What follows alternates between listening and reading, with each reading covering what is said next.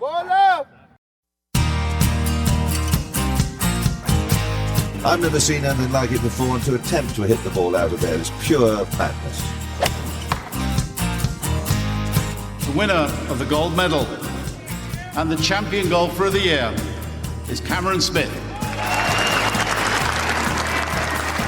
This is the one that I've always wanted to win since I was a little kid.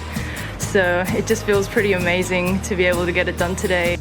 It's amazing that it's my destiny to be the first Aussie to win. Just incredible. Hello and welcome to the 44th and final preview and tipping episode for the year of Playing from the Tips, the Golf Australia magazine podcast providing all the insights and information on the week ahead in professional golf, hosted by yours truly, Jimmy Emanuel. This week, we record in the middle of the Sandbelt Invitational, hosted by Jeff Ogilvie and directed by friend of the show, Mike Clayton, while we laser in on the year-ending Afro-Asia Bank Mauritius Open and Saudi Open presented by the Public Investment Fund on the DP World and Asian Tours, respectively. To join in that task, first let me welcome Ogilvie's equivalent in the golf podcasting world, Rod Murray, who, like the US Open winner, remains competitive and active in his later career while guiding and assisting the next generation of his craft. Rod, welcome. Oh, dear, the comparisons just never end, do they? You've really gone out on a limb there. You're a long way out over your skis with that one. That one's a stretch. What was his major? Yeah, that's exactly right. What was Rod's State major? of the game. State of the game. Okay. All right. Well, if you think I was out on the limb, out on the skis, let's see what's coming wait next. till we get this one. If Maury is the Ogilvie, then who else would Adrian Logue be in the Playing from the Tips world than Mike Clayton at the Sandbelt Invitational? With a laissez-faire approach and interjections others wouldn't consider, his off-centre dress sense is largely positively received, if mostly misunderstood. Logue, fair? That's very harsh on Clates. Interjections others wouldn't consider could be Clates' name. Yeah, exactly. That's what I thought too. It could be his name. That's fantastic. Yes, nice. Look, I'm tired. I've been on the road for 4 weeks. This is as good as I've got. You have been away for quite a while. And that's kind of what you get into the game for, though, isn't it, Jimmy? I mean, it's exhausting, and they're long days and all the rest of it, and there's a lot to complain about if you wanted to, but at the end of the day, it's fantastic stuff. It's much better than sitting in an office reading stuff on a computer. Absolutely. It's the best part of it all. I've loved every moment of it. So as we prepare to dive into the Open de Mauritius and Open de Saudi, what caught everyone's eyes last week in the world of golf? A couple of things from me. 4 out of 5 cards on the Champions Tour to Australians, including Michael Wright. A lot of people won't know Michael Wright, but my goodness, the epitome of the grinder journeyman, has worked at professional golf his whole life. Holes out for birdie from the fairway on this, whatever hole, how many holes they'd played, it was the last hole to get in. Yeah. And now he's going to get some starts on the Champions. So it really is just a fantastic. Michael Wright is one of the loveliest blokes you'll ever meet. But 4 out of 5 cards, that's an extraordinary result. It does. Cam Percy, David Bransden, Steve Allen, and Michael Wright. Yeah. When you consider Cam Percy wasn't going to go to Q School until someone convinced him otherwise, Michael Wright holes out, Dave Branston and Steve Allen just 50. And both were back playing the senior PGA at Richmond just a month ago. Yeah. Steve Allen. Quite incredible, really. And Steve Allen, what a grinder. What a grinder. As well. Just doesn't give up. Monday qualifiers he's been in. 5 ginger meds-looking kids that look just like him.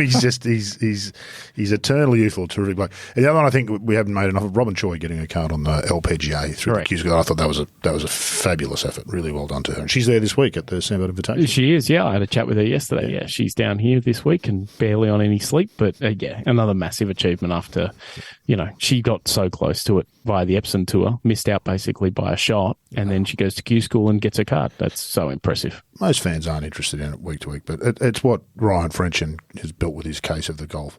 All of those stories. It is the cruelest of all games if you're interested at all. Yeah. I remember when Brad Hughes missed keeping his card on the PGA Tour in the, I'm going to say, late 90s, early 2000s by something like $126. Yeah. Yeah, you just reach into your pocket and just say, exactly. $127 more. He's got a full card to play the PGA Tour. He's back on the secondary tour. I remember one year Darren Beck missing he had an Asian Tour card. He missed it basically by a shot in the last event, and then missed it the last stage of Japanese Q School by a shot the same year. It's a brutal. And they've got LEG Q School is on at the moment. So I think the other thing that was pretty positive last week was that Grant Thornton and the mixed teams. I think that genuinely has something, and it adds weight to those of us who talk about mixed Presidents' Cups and such things as well. I was nervous ahead of it that it might not be particularly well done, but it was fabulously done, I thought. And you're right, great last day. Cohen Day winning was not a bad result with my tip, the Canadian pair, Henderson and Connors in second, but it was compelling golf, interesting to watch, different format. Everybody looked like they were genuinely enjoying it, and what a relief. I really think they carried it off. Yeah, and meanwhile, we don't need to talk about it, but of course, John Rahm signs for crazy money elsewhere. That's a whole show going on there, isn't it? There's a lot to play out there. Does anybody else feel like it's just kind of imploding at the top of the game right before our eyes? Just every day there's something else that makes you go, oh, wow. Anyway, let's not talk about that. And the other, I must say, I went to the Cathedral Invitational for the first time as well. I thought that was quite enjoyable. I hadn't been there. It's different to, say, the Sandbell Invitational this week. Very different, but still good fun. Had that sort of old cool and classic vibe where everyone's there to wind down at the end of the year and play a little golf, which I thought was pretty cool. That's all one of them. The things we've talked about, they're all wonderful, but this is really stealing from my shtick. We've been saying for years golf's not very inventive and doesn't do anything different. Now we've got all these different tournaments going on. You've got the Sandbelt this week, you had the Cathedral, you had the Grant Thornton, the TPS. What am I going to talk about if all of this stuff's now interesting? No good. Stop it. Back to 72 holes. These things are interesting because they're the kind of that shrink the game concept, I think, where you've got actually an incredible field. Like there's with some of the players that were there last week and some of the players that are there this week. And it's very reminiscent of that a couple of the invitationals they have around the world, these midweek things. If it makes you wish that there was more of that sort of stuff where it's very cool. This not only this format, but the sort of thing that would attract really top players just to fill the year with all the stuff that isn't the majors. Like if you just got rid of all the tours and had nothing but little whatever entrepreneurs could come up like with that was interesting. Do you know every event sort of is this unique jewel. Yeah. And if the whole year was full of things like that, it'd be so much more interesting. Instead, it all gets homogenized into professional golf. But this is how it happens. I was thinking about this yesterday. This happened at the Vic Open too. They become a victim of their own success. So the Sandbelt Invitational is not on TV, and there are literally thousands of people around the world demanding that it should be. And yet on TV every week you have tournaments that nobody is interested in watching. Yeah. And a little bit, I tried to make the point yesterday, Michael, a little bit like the Masters, the Sandbelt Invitational is doing it by doing it differently. Yeah.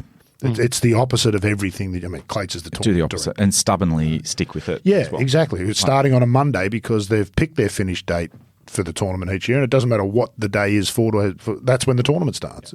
All that sort of stuff which no bean counter would allow you to do in golf. They'd say, there's no way this can work. That's what makes Here's it our work. Rules, and we're sticking to it. Yeah, turn up and play if you want to. Yeah, and turn up and watch if you want to. I would love it if the Sandbelt did not go to television.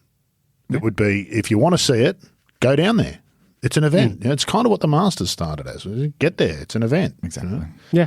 So some really interesting stuff happening in the world of golf. But as I said, less for me to whinge about. Not happy about that. That's hard, yeah. Well, swings and roundabouts, I suppose. Do you know what else you don't have to whinge about in one of the great segues? Yes. Tipping last week. So this may be our best week ever. We had 7 top 10s, 3 of which were winners. Oh, nice. So Rod tipped Adam Scott at Cathedral. Logue picked Jason Day and Lydia Ko at the Grant Thornton. And I backed Louis Oosthuizen at the Alfred Dunhill Championship. Very nice. So we are close with 2 events to tip this week. We are at 33 wins and 209 top 10s, unrivaled numbers in Australian golf podcasting produced by a magazine. Absolutely. You're 100% right. Absolutely. I don't mind spreading a little bit of the recognition around last week. I thought it was pretty generous of me to throw you guys a couple of opportunities to by tipping the smallest field winner.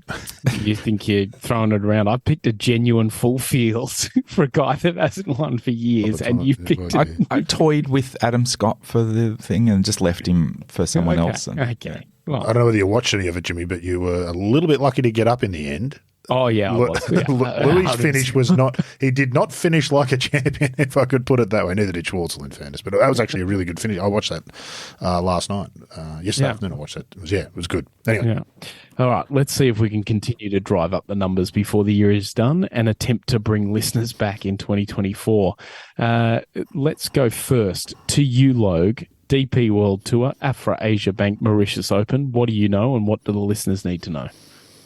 Well, it's the you said the tournament name there, but I prefer to think of it as the Open de Mauritius. We all would. That needs to die in 2024. It's had No, its it time. don't. I can don't tell you it know. doesn't. I'm sorry. I'm sorry. It's got some fans in high places that can't be named after the Australian summer, so it does not die. And if you're wondering about the Afrasia Bank, Yeah. Let me guess. It's a bank it's a bank. Yep. It's a bank based in Mauritius. servicing the African and Asian regions. No, Predominantly? it looks to be mostly just Mauritius. Right, okay. It's crowned Bank of the Year. It's been a great year for the Afrasia Bank, actually. They were crowned Bank of the Year Mauritius. Bank of the Year - Mauritius by Financial Times The Banker segment. Who invents this stuff, honestly? Bank of the Year. Yeah. That's not all with the Bank of the Year. It is one of the world's great trophies as well for Bank of the Year. Oh, yeah, absolutely. Remind me? Have you seen it? It's Yeah, I have. It's some sort of a pewter deal with a banker who looks very white. I've got to say, and I haven't got it handy, but yeah, and I'll send it to you later. You'll be fascinated. Oh, hang on, here we go. Maybe we could get a photo of it in the show notes. Goodness me. It's like a bust. It's a bust, yeah, but cut off at the hips. Yeah. And he's got his hands up in that banker, the style of a banker. 1920s Yeah. kind of deal. Yeah, On where on his lapels. On the lapels, Yeah. on the lapels, yeah, that's right. He's resting his hand on his lapels as if he's got weighty issues that he has to consider. And that's the only thing that you can do with your hands when you know. But he's also partly gesturing with one hand. It's a cracking The sort bust is an underused resource in the trophy world, and I, for one, am glad to see it back. Yeah. Anyway, that's it. But then there's a picture of it to scale, and it's actually tiny. Like it's He's holding that in one hand.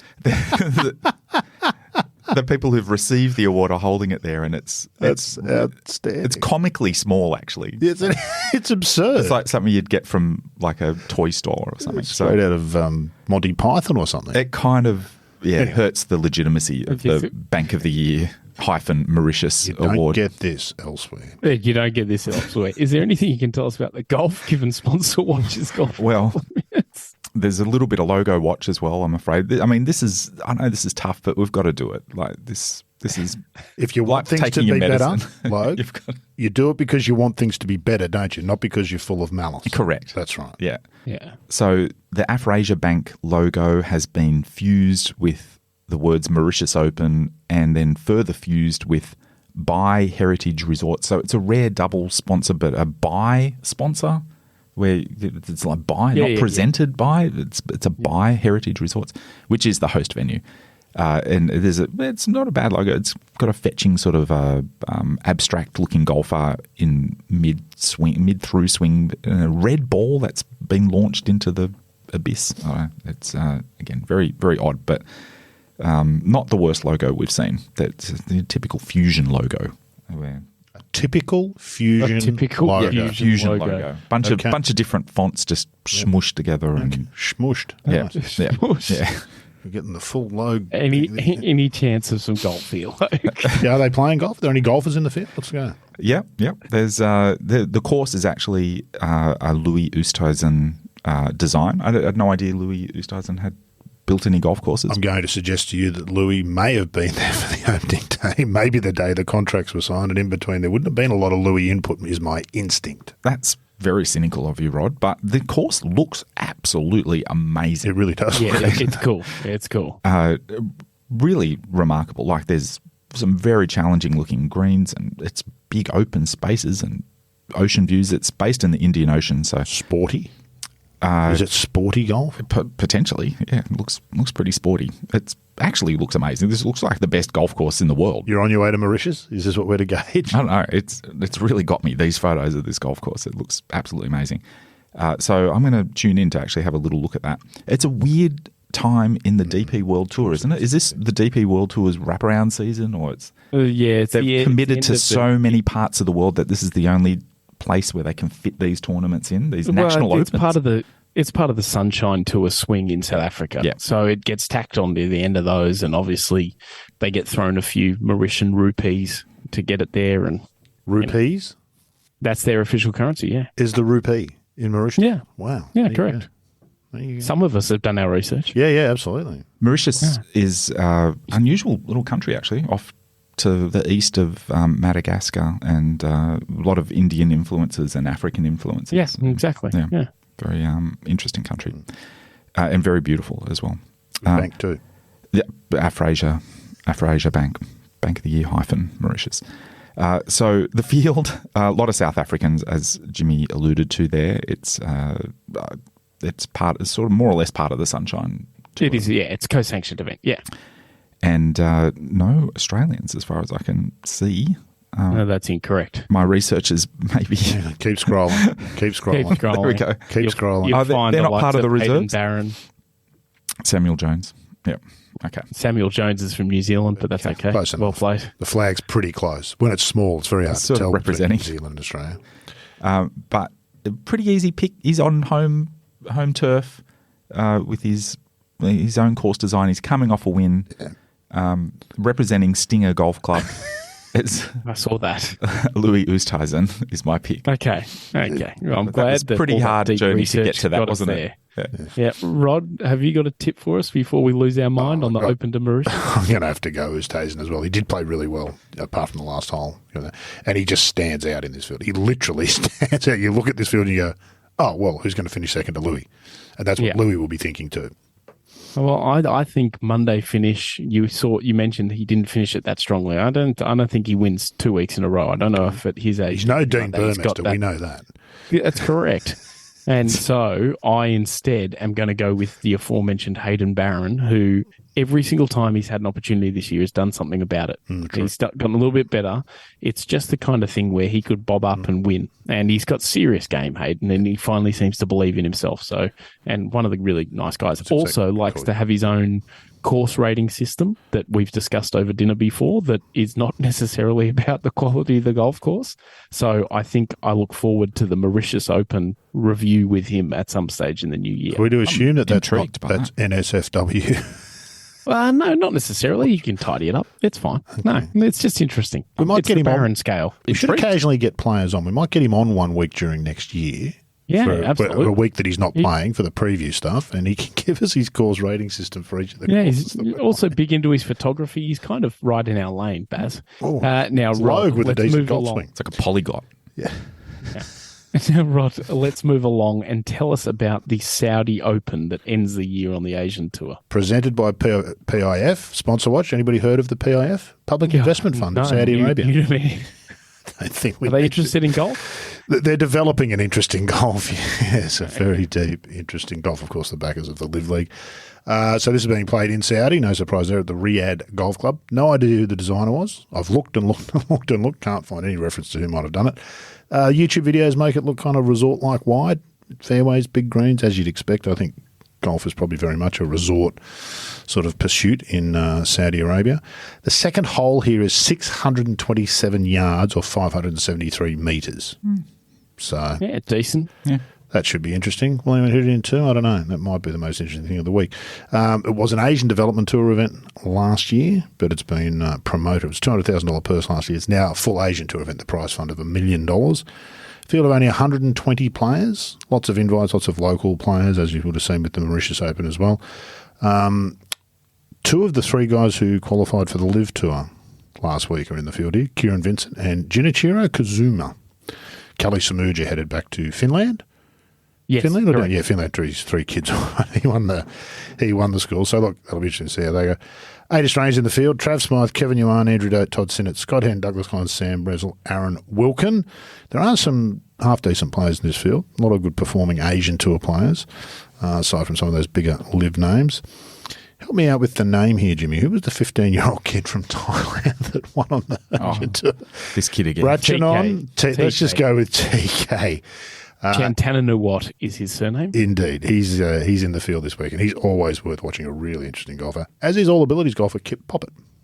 Yeah, who played the Cathedral Invitational last week. Yeah. Did you get a chance to have a look? I've not seen Kip play up close, but he's the world's Well, most ranked All I've Abilities seen him player. play a bunch of times now at the Australian All Abilities Clearly Championship can and a few other play. things. Yep, clearly Yeah. can. Yeah. Great attitude too, Kip. He's a really great guy. So yeah.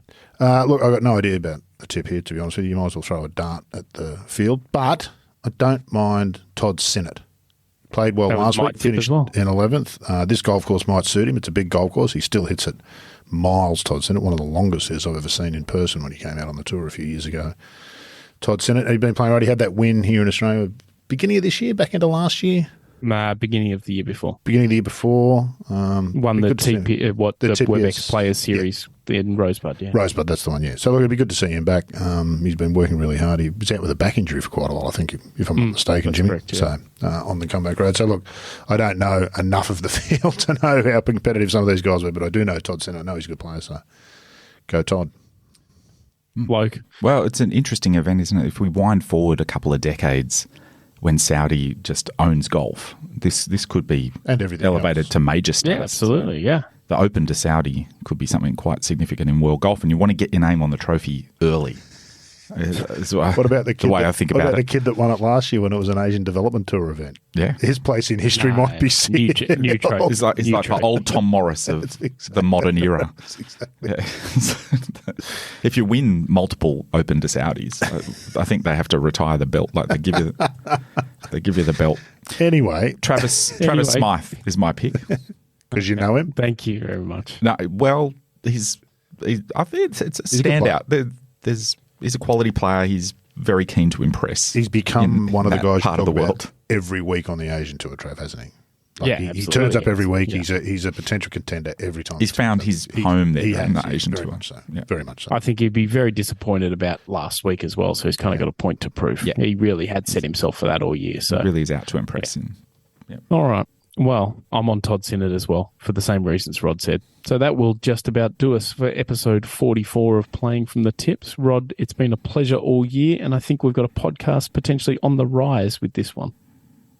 What do you mean? No, I think it's improving. I think it's good. Right. Oh. Yes. Sorry. Yeah. Well, you're hosting, so that's a good step forward. Well, maybe until Logue's performance today with the Mauritius Open, we were on the rise. We'll let the listeners judge. Yes, Logue, you have genuinely amazed me with your tipping prowess this year. Me too. I'm genuinely. Logue knew anything about golf. Like in a week where John Rahm signs with Liv, your tipping might be the most surprising thing this year. Can I tell you that?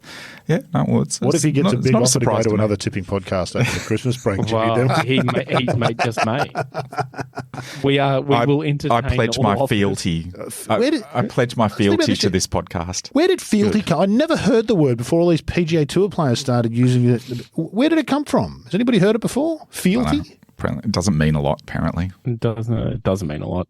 Anyway, you can follow along, as always, with these tournaments covered in this episode on the Golf Australia magazine website, golfaustralia.com.au. And this Thursday, you can pick up the latest print magazine, the January 2024 issue, containing the biennial Australia's top 100 courses ranking, which includes a fold-out checklist, a calendar including some of the country's finest courses that also has important tournament dates, and so much more. Thank you for listening to Playing from the Tips, and we'll be back next week to wrap up the year before we have a Christmas break and return in 2024.